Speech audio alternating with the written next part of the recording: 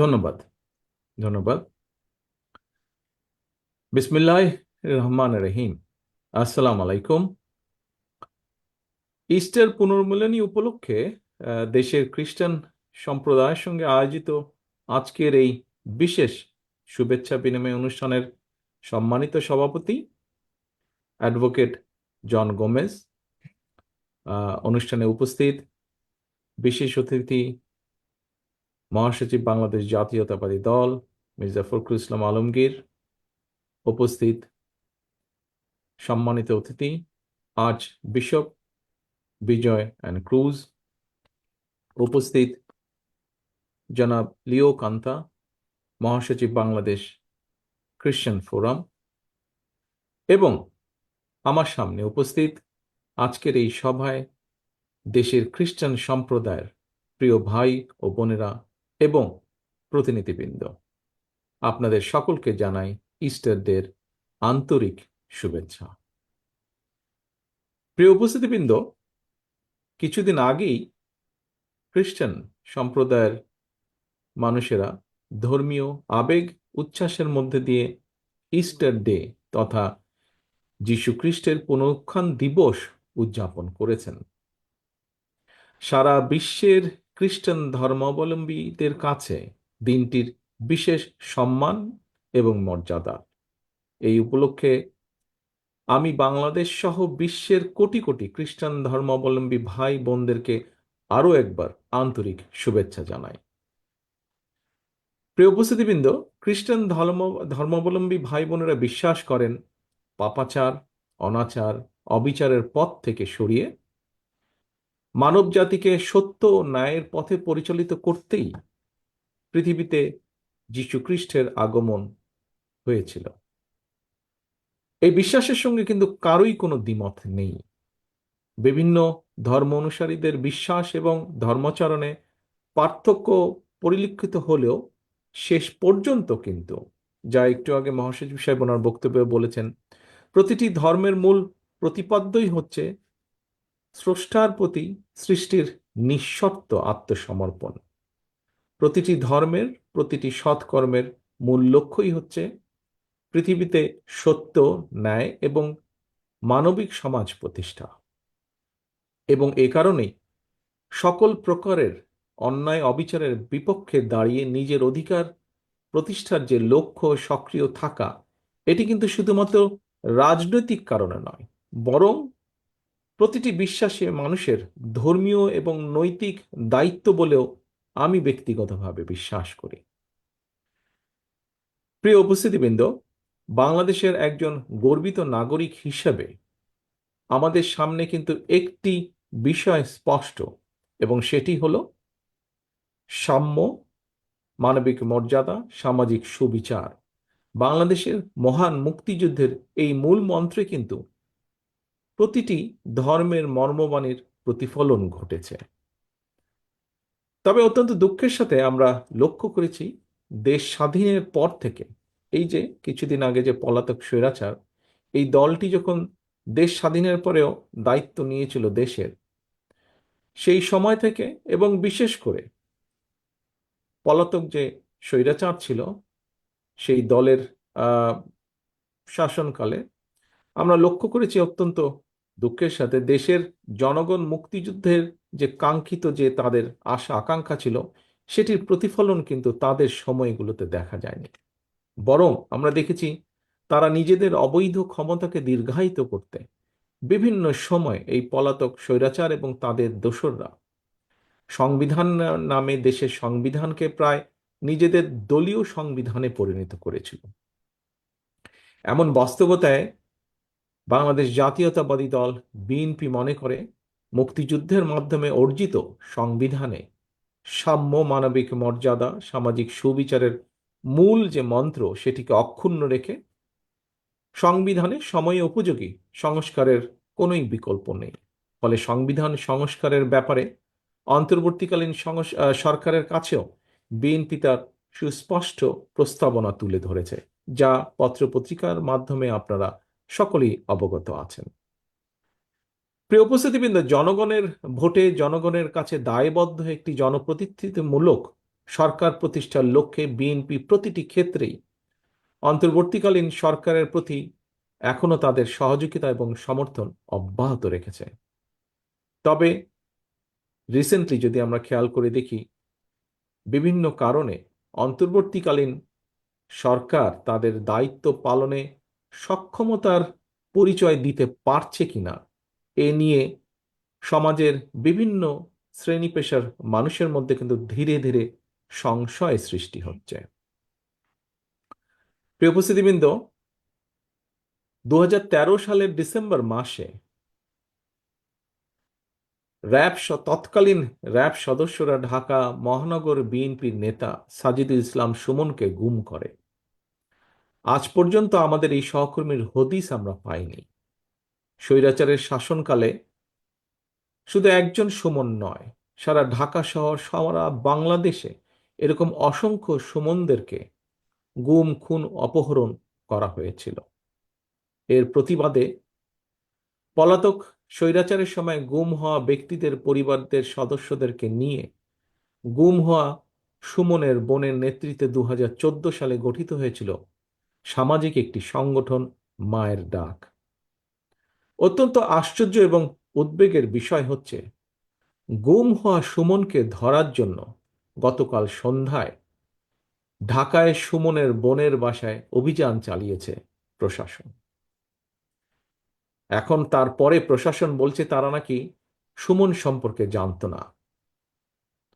তর্কের খাতিরে, উপস্থিতিবৃন্দ, তর্কের খাতিরে আমরা ধরে নিলাম যে ঠিক আছে, প্রশাসন সুমন সম্পর্কে হয়তো জানতো না, কিন্তু এই যে পলাতক স্বৈরাচার, এই স্বৈরাচারের সরকারের সময় একজন সাবেক রাষ্ট্রপতি বিমানবন্দর দিয়ে চলে গিয়েছে দেশ ছেড়ে। যেভাবে চলে গিয়েছে সেটিকে যদি আমরা মিলাই তাহলে দেখব যে 5ই আগস্ট আরেকজন দেশ ছেড়ে পালিয়ে গেছে, ইনিও অনেকটা সেভাবেই পালিয়ে গিয়েছেন। কিন্তু এখন বলা হচ্ছে যে অন্তর্বর্তীকালীন সরকার নাকি তার এই দেশ ত্যাগের ব্যাপারে কিছুই জানে না। ঘটনাটি গতকাল, এবং গতকাল থেকে আজকে পর্যন্ত যতজন মানুষের সাথে আমার কথা হয়েছে, প্রত্যেকের মনে প্রশ্ন উঠেছে, প্রত্যেকে প্রশ্ন করছে তাহলে অন্তর্বর্তীকালীন সরকার জানেটা কি। সাথে এও অভিযোগ উঠেছে, সংস্কারের নামে সময় ক্ষেপণ করে অন্তর্বর্তীকালীন সরকার একদিকে যেমন হয়তোবা পলাতক স্বৈরাচার এবং তাতে দোসরদেরকে নিরাপদে দেশ ত্যাগের সুযোগ করে দিচ্ছে, অপরদিকে অত্যন্ত সুকৌশলে নানা ইস্যু সৃষ্টি করে স্বৈরাচার বা ফ্যাসিবাদে বিরোধী যে রাজনৈতিক দলগুলো আমরা যারা মাঠে ছিলাম, সেই দলগুলোর ঐক্যের মধ্যে ফাটল ধরানোর একটা ক্ষেত্র হয়তো তৈরি করতে চাইছে। পলাতক স্বৈরাচারদের সহযোগীদেরও পুনর্বাসনের ক্ষেত্রও হয়তো তৈরি করতে চাইছে। প্রিয় উপস্থিতিবৃন্দ, এই বিষয়গুলো ঘুরে ফিরে মানুষের মনে প্রশ্ন তৈরি করছে। এবার আমি একটু ভিন্ন কথায় আবার আসি। একটি রাষ্ট্রে সংখ্যা গরু কিংবা সংখ্যা লঘু, জনগোষ্ঠীর সদস্য হওয়া না হওয়ার উপর দেশের নাগরিকদের নিরাপত্তা কিন্তু নির্ভর করে না, যে কথাটি আরো বিভিন্ন বক্তার বক্তব্যে উঠে এসেছে। আমরা যদি পেছনের দিকে দেখি, দেখব পলাতক স্বৈরাচারের সময়ও কিন্তু বর্বর যে বন্দিশালা, আয়নাঘর, অন্ধকার প্রকোষ্ঠ, বছরের পর বছর সেখানে বিনা বিচারে বন্দী মানুষেরাই কিন্তু এর সবচেয়ে বড় উদাহরণ। দেশে গণতন্ত্র এবং আইনের শাসন না থাকলে কথিত সংখ্যাগরু কিংবা সংখ্যালঘু, অর্থাৎ আপনি কিংবা আমরা কেউই কিন্তু নিরাপদ নই। এমনকি ক্ষেত্র বিশেষে দেশের স্বাধীনতা, সার্বভৌমত্ব নিরাপদ নয়। রাষ্ট্রে যদি গণতন্ত্র এবং আইনের শাসনই না, একমাত্র রাষ্ট্রে গণতন্ত্র এবং আইনের শাসনই নিশ্চয়তা দিতে পারে নাগরিকদের নিরাপত্তা। দেশে গণতন্ত্র এবং আইনের শাসন নিশ্চিত করার অন্যতম পূর্ব শর্ত হচ্ছে জনগণের সরাসরি ভোটে নির্বাচিত, জনগণের কাছে জবাবদিহিমূলক সংসদ এবং সরকার প্রতিষ্ঠা। নির্বাচিত সরকারকে জনগণের প্রতি মুখাপেক্ষী করে দেওয়া গেলে দেশে গণতন্ত্র এবং আইনের শাসন টেকসই হয়ে ওঠে, যা গণতান্ত্রিক দেশগুলো যার সবচেয়ে বড় উদাহরণ। সরকারকে জনগণের কাছে মুখাপেক্ষী এবং দায়বদ্ধ না করে উল্টো নাগরিকদের নিরাপত্তার জন্য এক ধর্মের মানুষকে যদি অন্য ধর্মের মানুষের মুখাপেক্ষী করে দেওয়া হয়, এতে বরং রাষ্ট্র এবং সরকারের অসহায়ত্ব ও গণতান্ত্রিক চেহারাই কিন্তু ফুটে ওঠে। প্রিয় ভাই বোনেরা, আমি প্রায়শই আমার আলোচনায় একটি কথা বলে থাকি, সেটি হলো সংখ্যা লঘু কিংবা সংখ্যা গুরু, এইগুলো হচ্ছে একটি রাষ্ট্রে ধর্ম বর্ণ পরিচয়ের ভিত্তিতে নাগরিকদের বৈশিষ্ট্য বা সংখ্যা নির্ণয়ের জন্য একটি শব্দ মাত্র। খ্রিস্টান ধর্মে বিশ্বাসী আপনি কিংবা আপনারা যারা বাংলাদেশে অবস্থান করছেন, ধর্মীয় ভিত্তিতে বিশ্বাসের ভিত্তিতে পরিসংখ্যানে আপনি এখন সংখ্যালঘু জনগোষ্ঠীর সদস্য।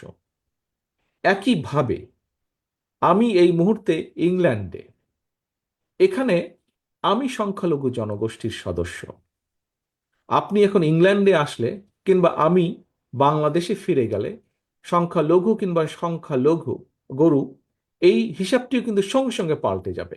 এর অর্থ আমাদের যার যার ধর্মীয় বিশ্বাস কিংবা অবিশ্বাস যাই থাকুক, ভৌগোলিক সীমাভেদে দিন শেষে আমরা একই মানুষ। কখনো আমরা কেউ সংখ্যালঘু, আবার কখনো আমরা কেউ সংখ্যাগুরু। কে সংখ্যালঘু কিংবা কে সংখ্যাগুরু কোনো সভ্য রাষ্ট্রে এভাবে নাগরিকের পরিচয় নির্ধারিত হয় না। এ কারণেই আমি বলে থাকি, একটি আধুনিক রাষ্ট্র এবং সমাজে দেশের জনগোষ্ঠীকে সংখ্যাগুরু কিংবা সংখ্যালঘু হিসাবে বিবেচনা করা বৈষম্য সৃষ্টি এবং একটি অমার্জনীয় অপরাধ। প্রিয় উপস্থিতিবৃন্দ, সম্মানিত নেতৃবৃন্দ, 1971 সালে মুসলমান, হিন্দু, বৌদ্ধ, খ্রিস্টান, বিশ্বাসী, অবিশ্বাসী কিংবা সংশয়বাদী আমরা সকলে মিলেই কিন্তু মুক্তিযুদ্ধ করে বাংলাদেশের স্বাধীনতা অর্জন করেছি। একইভাবে কিন্তু খেয়াল করে দেখবেন, গত দেড় দশকে স্বৈরাচার ফ্যাসিবাদ বিরোধী যে আন্দোলন, সেখানেও প্রতিটি ধর্মের মানুষের অংশগ্রহণ ছিল। আজকের অনুষ্ঠানের সভাপতি থেকে শুরু করে বিভিন্ন ব্যক্তি আপনারা যারা বক্তব্য রেখেছেন, আপনাদের বক্তব্যে এই বিষয়টি ফুটে উঠেছে সম্পূর্ণভাবে। একইভাবে 2024 সালে ধর্ম বর্ণ নির্বিশেষে ছাত্র জনতা, বিশ্বাসী অবিশ্বাসী কিংবা সংশয়বাদী, আমরা সকলে মিলেই কিন্তু বীর জনতা গণ অভ্যুত্থানের মাধ্যমে দেশ এবং জনগণের স্বাধীনতা রক্ষা করেছি আমরা। সুতরাং এই দেশটা কোনো ব্যক্তি কিংবা দলের নয়, এই দেশটা আমার, আপনার, আমাদের সকলের। এই দেশটা এই দেশের জনগণের। প্রিয় খ্রিস্ট ধর্মাবলম্বী প্রিয় ভাই ও বোনেরা, ফ্যাসিবাদী জননী, স্বৈরাচারের জননী দেশ ছেড়ে পালানোর পর ধর্ম বর্ণ নির্বিশেষে প্রতিটি বাংলাদেশী নাগরিকের সামনে দেশে গণতন্ত্র, সুশাসন, মানুষের অধিকার প্রতিষ্ঠার এক অপার সুযোগ তৈরি হয়েছে। ঐক্যবদ্ধভাবে আমাদেরকে অবশ্যই এই সুযোগটিকে কাজে লাগিয়ে একটি বৈষম্যহীন, গণতান্ত্রিক, ইনসাফ ভিত্তিক মানবিক রাষ্ট্র ও সমাজ প্রতিষ্ঠার জন্য কাজ করতে হবে। এবং সেটি প্রতিষ্ঠার জন্য আমি ব্যক্তিগতভাবে একজন রাজনৈতিক কর্মী হিসেবে মনে করি এখনই শ্রেষ্ঠ সময়। রাষ্ট্র গণতান্ত্রিক না হলে, রাষ্ট্রে সরাসরি জনগণের ভোটে নির্বাচিত, জনগণের কাছে জবাবদিহিমূলক সরকার প্রতিষ্ঠিত না থাকলে জনগণকে কি ধরনের নির্মম পরিণতি ভোগ করতে হয় বিগত দেড় দশকের বেশি সময়কালীন ফ্যাসিবাদ স্বৈরাচারী শাসন শোষণ এর সবচাইতে বড় প্রমাণ। প্রিয় উপস্থিতিবৃন্দ, মঞ্চে উপস্থিত সম্মানিত রাজনৈতিক এবং ধর্মীয় নেতৃবৃন্দ, সুতরাং ভবিষ্যতে আর কোনো ষড়যন্ত্র যাতে বাংলাদেশকে গণতান্ত্রিক যাত্রা পথ থেকে বিচ্যুত করতে না পারে, সেজন্য আসুন আমরা যে যার অবস্থান থেকে ভূমিকা রাখি। এই ভূমিকা রাখার জন্য আপনাদের উপস্থিত প্রতিটি মানুষকে, যারা আমার সামনে আজকে উপস্থিত আছেন অথবা অনলাইনের মাধ্যমে যারা সংযুক্ত আছেন, প্রতিটি মানুষকে আমি আহ্বান করব, অনুরোধ রাখব। প্রিয় ভাই বোনেরা, আপনারা ইতিমধ্যেই জেনেছেন, মহাসচিব সাহেবও ওনার বক্তব্যে উল্লেখ করেছেন, গতকাল বৃহস্পতিবার রোমান ক্যাথলিকদের প্রধান ধর্মীয় গুরু নির্বাচিত হয়েছেন লিও চতুর্দশ। আজকের এই অনুষ্ঠান থেকে নবনির্বাচিত পোপকে আমরা আন্তরিক অভিনন্দন জানাই। আসুন আমরা আসুন আমরা সকলে প্রত্যাশা করি, আশা করি, যুদ্ধ এবং ঝঞ্ঝা বিক্ষিপ্ত এই বিশ্বে তিনি জনগণের মধ্যে শান্তি ও স্বস্তির বার্তা ছড়িয়ে দিবেন। আপনাদের আজ এবং আগামী হোক আরো সুন্দর এবং নিরাপদ, এই প্রত্যাশা রেখে আমার বক্তব্য শেষ করে আপনাদের কাছে বিদায় নিচ্ছি। আল্লাহ হাফেজ। বাংলাদেশ জিন্দাবাদ। বাংলাদেশ জাতীয়তাবাদী দল জিন্দাবাদ।